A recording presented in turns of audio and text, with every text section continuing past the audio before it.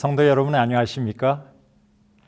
말씀이 삶이 되고 삶은 예배가 되는 저와 여러분이 되시기를 간절히 기원합니다. 인간의 오감 중 하나인 후각을 통해 얻게 되는 정보를 냄새라고 하는데요. 냄새는 코 안쪽에 있는 후각기에서 감지되고 후신경을 통해 대뇌 변연계에 있는 후각 중추에서 냄새를 느끼게 됩니다. 이 대뇌 변연계는 희로애락 등의 감정을 관장하는 곳입니다. 그래서 고대 이집트에서부터 향을 통해 심신을 치유하려는 아로마 요법이 활용되어 왔습니다. 제가 어렸을 때 배가 아파 누워 있는데 마침 할머님 생신이라고 특별히 소고기 요리를 하셨던 것 같아요. 그런데 배가 아파서 그랬는지 그 냄새가 구토 증세를 일으킬 정도로 저를 역겹게 했습니다. 그래서 소고기는 역겨운 것으로 제 뇌리에 각인이 되었습니다. 지금도 식당에 가서 소고기 요리 냄새를 맡게 되면 비위가 상합니다. 그래서 저는 육식을 안 하는 것이 아니라 못하는 사람이 되었는데요. 이런 제게 성경에서 이해하기 어려운 말씀 중 하나는 하나님께서 번제단에서 드려지는 제물의 고기 타는 냄새를 향기롭다고 표현하신 대목이었습니다. 하나님의 취향이 참 독특하시다는 생각을 한 적이 있습니다. 레위기 1장 9절, 13절, 17절에 제사장은 그 전부를 제단 위에서 불살라 번제를 드릴지니 이는 화제라 여호와께 향기로운 냄새니라는 말씀이 반복됩니다. 물론 이 말씀은 하나님께서 고기 타는 냄새를 좋아하신다는 의미는 아닐 것입니다. 같은 장 3절에 여호와 앞에 기쁘게 받으시도록 드릴지니라, 4절에 그를 위하여 기쁘게 받으심이 되어 라는 표현을 통해 하나님께서 향기로운 냄새라고 하신 이유를 짐작할 수 있습니다. 하나님께서 기쁘게 받으시는 향기로운 냄새 같은 예배가 있다는 것입니다. 재림교회 성경 주석은 향기로운 냄새에 대해 이렇게 설명합니다. 그분께 기쁨이 된다는 뜻이다. 1장의 번제는 의무적인 제사가 아니라 자원하는 것으로 제물을 드리는 자가 하나님의 필요를 느끼고 여호와의 선하심에 대한 그의 감사를 나타내고 싶어서 가져오는 것이었다. 예물을 가져옴으로 그는 하나님에 대한 그의 사랑을 표현하고 자신을 그분의 봉사에 헌신했다.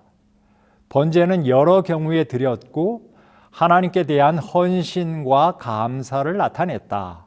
그것들은 어떤 특별한 은총을 요구하는 것이 아니라 과거에 베푼 자비에 대한 감사를 표현하는 것이었다.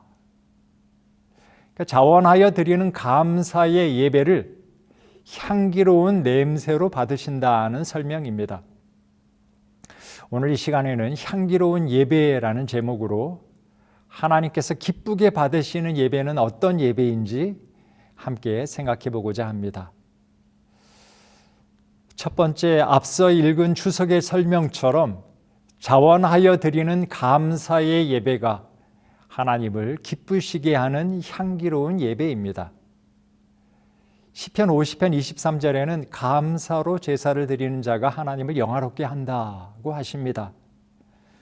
그리고 골로새서 3장 16절은 피차 가르치며 권면하는 소그룹 예배에서 시와 찬송과 신령한 노래를 부르며 감사하는 마음으로 하나님을 찬양하라고 하십니다.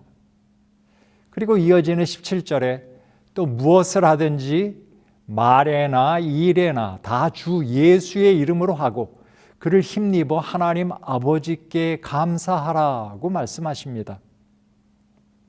감사하는 마음으로 하나님을 찬양하고 또 예수님을 힘입어 하나님 아버지께 감사하라고 하십니다.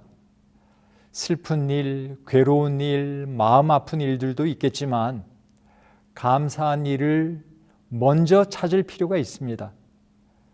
소그룹 예배 모임의 빈도에 따라 지난 한 주간 혹은 지난 하루 동안 하나님의 은혜에 감사드릴 일들을 서로 나눌 때 하나님이 기뻐하십니다. 그러면 사람은 언제 하나님께 감사한 마음을 갖게 될까요? 베푸신 은혜와 구원을 생각할 때 감사하게 됩니다. 시편 50편 15절에 환난 날에 나를 부르라 내가 너를 건지리니 내가 나를 영화롭게 하리라고 하셨습니다. 내가 너를 구원함으로 내가 나를 예배하게 하리라는 말로 바꿀 수도 있을 것입니다. 그러므로 예배란 구원을 경험한 사람이 그 은혜에 감사하며 하나님께 영광 돌리는 행위라고 정의할 수 있겠습니다. 오늘은 이 정의에 딱 맞는 예배 현장에 함께 가보고자 합니다. 베다니 시몬의 집인데요. 오늘날에도 소그룹 예배는 주로 개인 집에서 드립니다. 그러나 여의치 않을 시에는 교회 내 작은 공간이나 개인 사무실이나 날씨 좋은 날에는 야외에서도 드릴 수도 있을 것입니다. 시몬 집에서 드린 예배 시간은 6월절 엿새 전이었습니다. 그러니까 십자가 전 마지막 안식일 저녁 시간입니다. 안식일에는 보통 대그룹 예배로 모입니다만 소그룹 예배는 어느 때든지 가능합니다. 주중의 시간을 조율하기 어려울 경우에는 시몬처럼 안식일 저녁에 일몰 예배를 겸해서 모이는 것도 좋은 방법일 것입니다. 그 자리에 예수님이 참석하셨고 12 제자와 나사로 3남매가 함께 했습니다. 예배 참석자 몇몇을 잠시 살펴보겠는데요. 먼저 집주인인 시몬에 대해 복음서 기자 마태와 마가는 나병 환자로 소개합니다. 누가복음 7장에는 바리새인이라고 소개하며 용서받은 죄인으로 묘사합니다. 시대소망은 시몬에 대한 좀 더 자세한 정보를 제공해 주는데요. 시몬은 그가 지금 멸시하는 여인을 죄 가운데로 유인하였다. 그 여자는 그로부터 심한 폭행을 당했다고 기록합니다. 유추하기로 시몬이 마리아를 성폭행했고 그 후 나병에 걸리게 되었는데 분명히 그는 천벌을 받은 것으로 스스로 생각하며 절망 중에 있었을 것입니다. 그런데 예수님께서 그의 나병을 고쳐주셨어요. 얼마나 감사한 마음이었겠어요? 그래서 시대소망 557페이지에 시몬은 문둥병이 나았고 이것이 계기가 되어 예수께 이끌려갔다. 그는 감사를 표하고자 하였으며 위하여 잔치를 베풀었다고 기록합니다. 예수님을 죽이려는 공모가 진행되고 있는 것을 모르지 않았을 바리새인 시몬이 주의를 의식하지 않고 예수님을 집으로 초청할 정도라면 그의 감사의 마음을 어느 정도 인정해 줄 수 있을 것입니다. 또 그 자리에 나사로가 함께 있었습니다. 죽은 지 나흘 만에 부활한 나사로의 마음에도 감사가 가득했을 것입니다. 또 누이 마르다의 마음에도 감사가 가득했어요. 그래서 마르다는 주방 일을 합니다. 감사와 기쁨으로 예수님을 위해 음식을 마련하는 마르다의 행위도 예배라고 부를 수 있습니다. 초대교회는 떡을 떼는 일을 예배의 한 부분처럼 중요하게 여겼습니다. 오순절 성령의 역사로 하루에 3,000명이 침례를 받고 입교한 후 교회는 예배 후의 공동체성 강화를 위해서 집집마다 돌아가면서 음식을 나누었습니다. 사도행전 2장 42절에 서로 교제하고 떡을 떼는 것을 사도의 가르침과 기도에 힘쓰는 것과 나란히 기록함으로 예배 행위 중 하나로 여겼음을 보여줍니다. 여기서 떡을 떼는 것은 성만찬 예식뿐 아니라 애찬도 포함되었습니다. 초기 그리스도인들은 반드시 사랑의 교제를 의미하는 애찬을 먹기 전에 성만찬 예식을 했기 때문입니다. 그래서 46절에 집에서 떡을 떼는 것과 함께 기쁨과 순전한 마음으로 음식을 먹은 것에 대해 언급합니다. 이처럼 초대교회는 성만찬 예식뿐 아니라 성도들과 함께 나누는 애찬도 예배 행위로 중요하게 여겼던 것입니다. 안식일 예배 후 식사 자리도 성도가 하나 되기를 원하시는 하나님의 뜻을 따라 예배에 참여하듯이 기쁨과 감사로 참여하면 하나님께 기쁨이 될 것입니다. 식사를 준비하시는 분이 불평의 마음이나 자기를 자랑하려는 마음으로 준비한다면 예배가 될 수 없을 것입니다. 그러나 예수님을 위해 식사를 준비하듯 예배자의 마음으로 준비한다면 내가 줄일 때에 먹을 것을 주었다 하는 칭찬을 예수님으로부터 받게 될 것을 믿습니다. 그러나 많은 음식을 준비하느라 마음이 분주했던 마르다처럼 한다면 예수님으로부터 한 소리 들을 수 있습니다. 각 교회에서 행해지는 식사 준비와 식사 자리가 하나님 기뻐하시는 예배가 되기를 주님의 이름으로 축복합니다. 제사제도 중에 감사제와 낙헌제라는 제사가 있는데요. 감사제는 특히 추수감사제를 의미하는데 과거에 하나님의 은혜에 감사하여 드리는 제사를 의미합니다. 감사제를 통해 하나님께서 행하신 일을 선포하는 것입니다. 그런데 낙헌제는 즐거운 마음으로 자원하여 하나님께 예물을 드리는 제사입니다. 감사하는 마음으로 드린다는 점에서는 감사제와 비슷하지만 축복받은 여부와 상관없이 드린다는 점이 다릅니다. 시편 기자는 54편 6절에 내가 낙헌제로 주께 제사하리이다. 여호와여 주의 이름에 감사오리니 주의 이름이 선하심이니이다 라고 고백했습니다. 주의 이름이 선하시기 때문에 감사드린다는 것이 낙헌제입니다. 낙헌제를 드리는 마음이 더 순수하고 감동적인 것 같습니다. 하여간 하나님은 감사한 마음으로 드리는 예배를 기뻐 받으십니다. 예배를 영어로 worship이라고도 하지만 서비스라고도 합니다. 예배를 의미하는 대표적인 히브리어 아바드는 봉사와 섬김이라는 뜻입니다. 꽃꽂이 봉사도 예배가 될 수 있고 안 될 수도 있어요. 특별 찬양도 예배가 될 수 있고 안 될 수도 있습니다. 주방 봉사도 예배가 될 수 있고 안 될 수도 있습니다.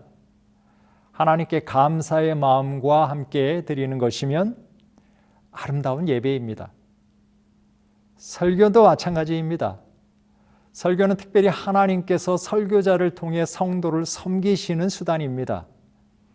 그런데 설교자가 하나님을 드러내지 않고 자신을 드러내려고 한다면 하나님께서 섬기실 수 없게 하는 것입니다. 그러므로 예배 순서에 들어있다고 다 예배가 아니에요. 그리고 예배 자리에 참여했다고 다 예배드린 것이 아닙니다. 하나님의 은혜에 감사하는 마음으로 기쁨으로 드리는 섬김만 예배입니다. 시몬의 집에서 드려진 감사의 예배에 예수님께서 참석하심으로 그 예배를 받으셨습니다.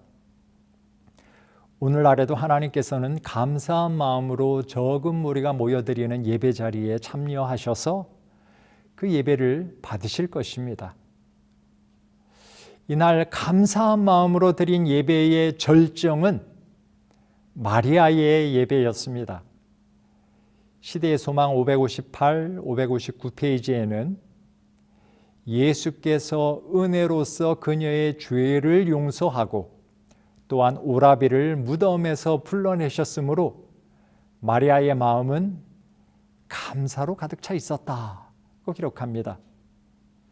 다른 사람들도 감사한 마음이 있었지만 마리아의 마음은 감사로 가득 찼어요. 그래서 흘러넘치게 되었습니다.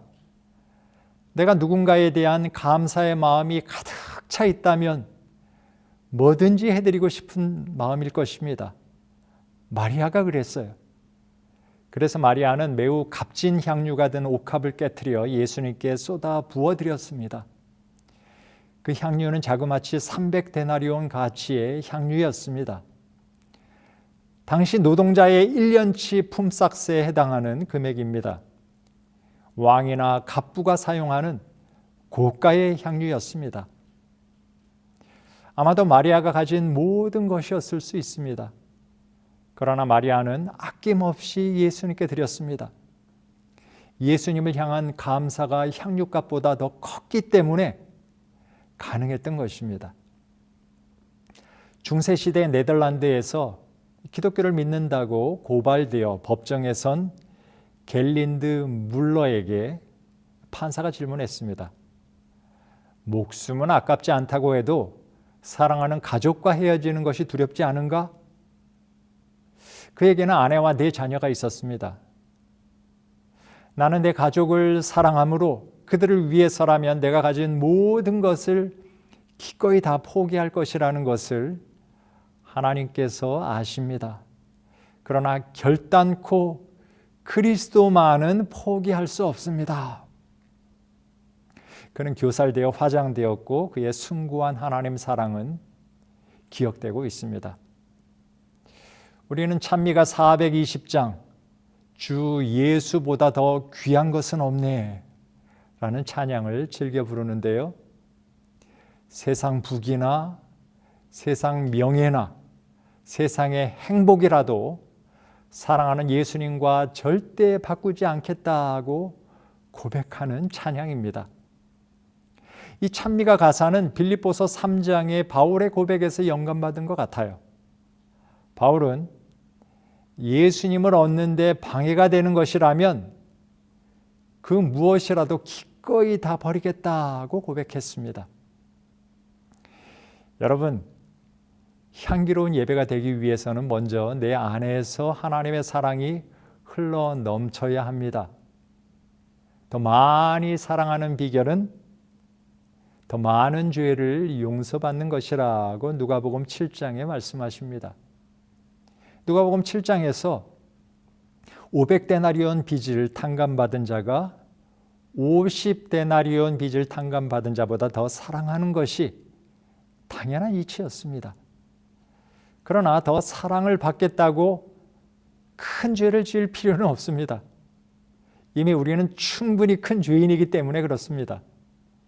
그러므로 하나님을 향한 사랑과 감사는 내가 얼마나 큰 죄인인지를 인식하는 정도에 비례하게 되어 있습니다.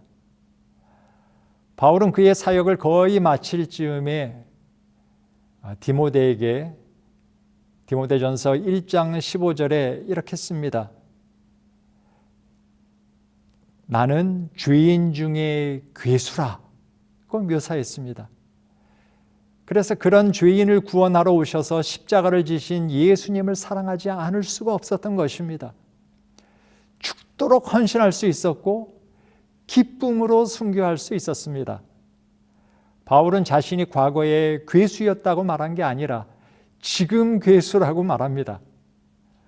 과거 스데반을 죽이고 그리스도인들을 핍박할 때는 의심의 여지 없는 죄인의 괴수였습니다.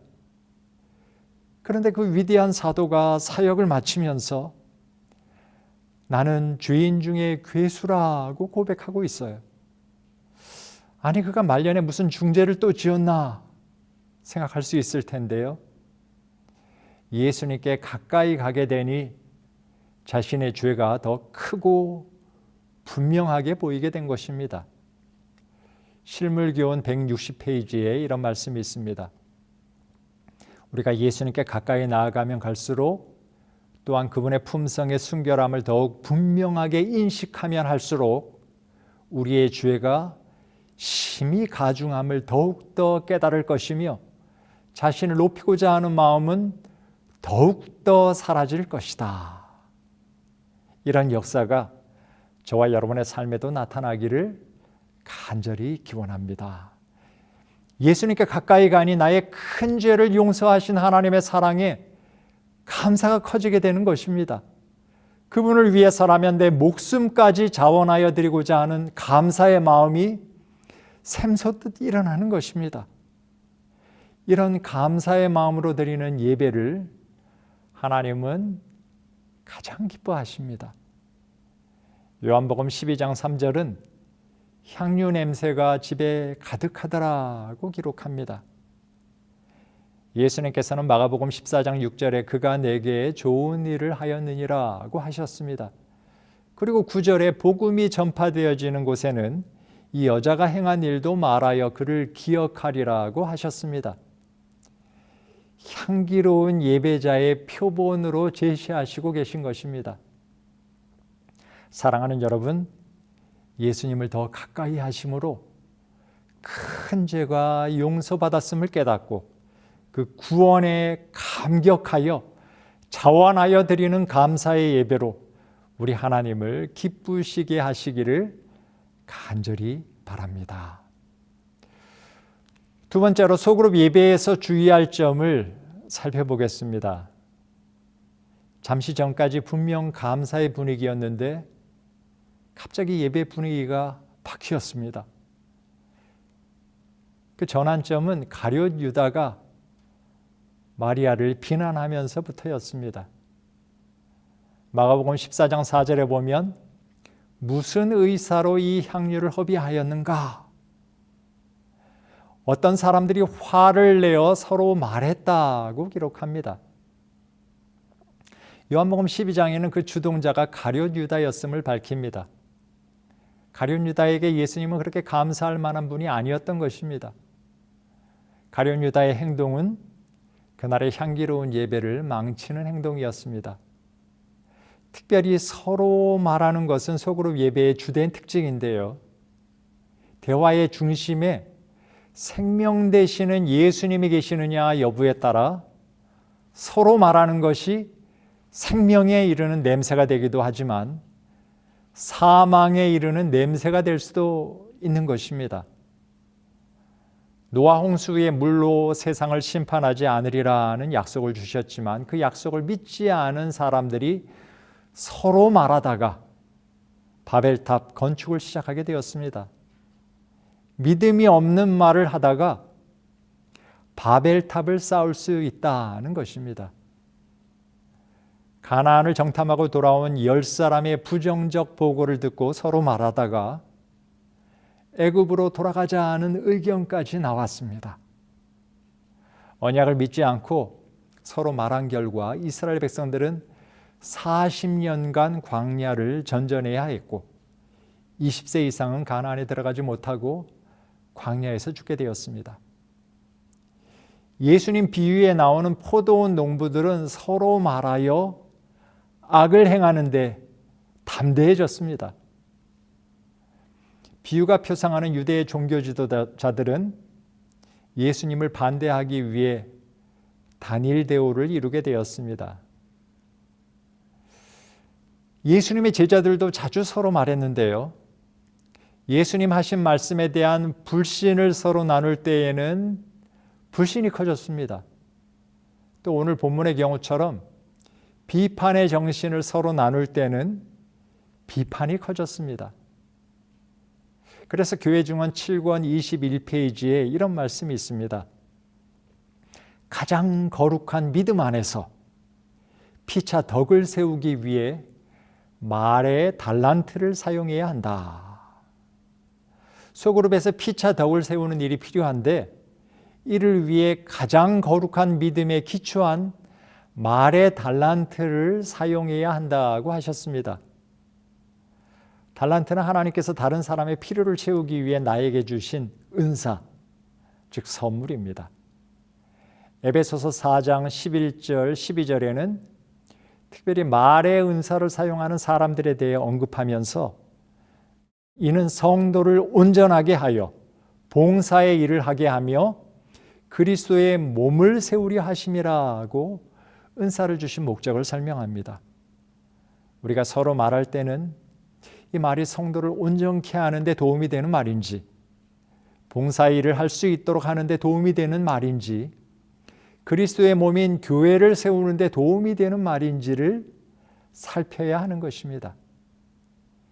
이사야 5장 4절에 주 여호와께서 학자들의 혀를 내게 주사 나로 곤고한 자를 말로 어떻게 도와줄 줄을 알게 하신다고 기록합니다.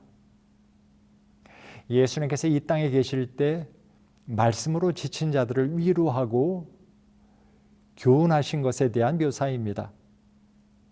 시편 19편 7절 8절에 하나님의 말씀은 영혼을 소성시키며 우둔한 자를 지혜롭게 하며 마음을 기쁘게 하고 눈을 밝게 해준다고 했습니다.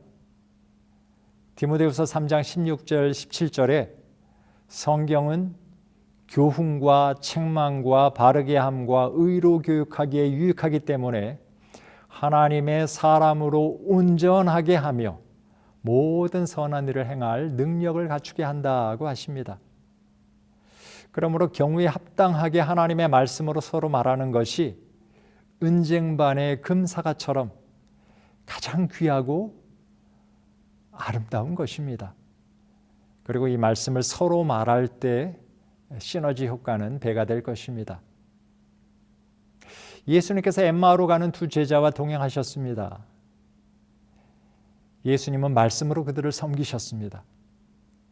마음이 뜨거워졌고 실망이 희망으로 바뀌게 되었습니다. 예수님은 떠나가셨지만 그들은 받은 말씀의 감동을 서로 나누었습니다. 그러자 없던 힘이 솟아나서 즉시 오던 길을 되돌아가 예수님의 부활을 증거하는 증인이 되었습니다.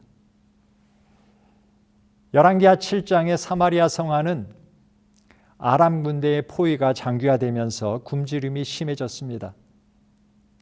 그때 가장 절박한 입장에 처해 있었던 사람은 성 안에 있는 사람의 동정으로 연명하던 문 밖에 있던 나병 환자 4명이었을 것입니다.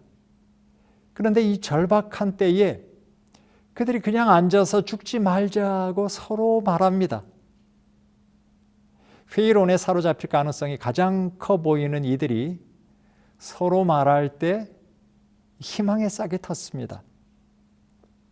비록 성경은 그들이 아람에 항복하러 가는 것으로 묘사하고 있습니다만 문맥에서 보면 엘리사가 전하는 하나님의 말씀을 들었을 개연성도 있습니다.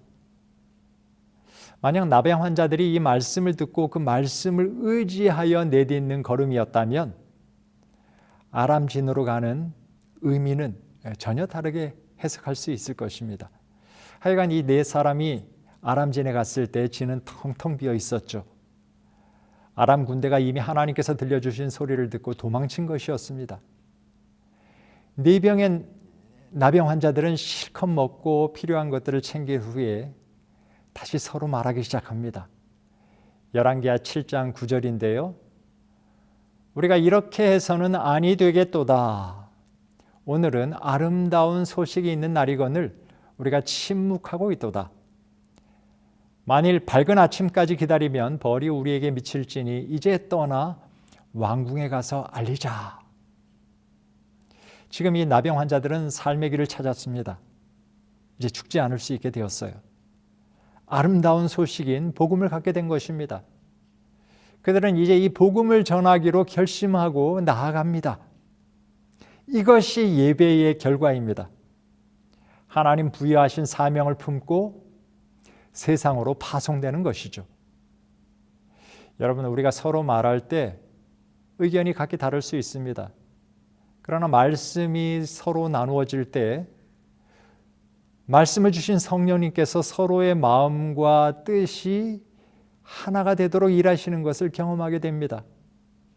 그리고 사람을 구원하시려는 하나님의 일꾼으로 자원하여 나서게 되는 것을 경험하게 됩니다.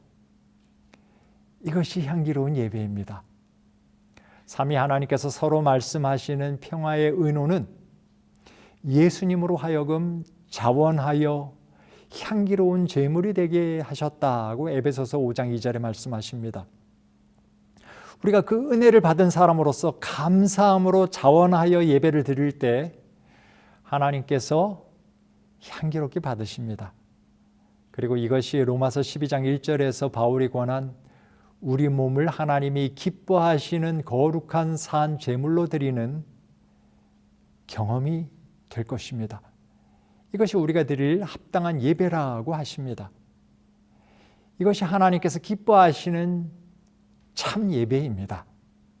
저와 여러분의 삶이 하나님 기뻐하시는 향기로운 예배의 삶이 되기를 간절히 소망하며 말씀드리겠습니다.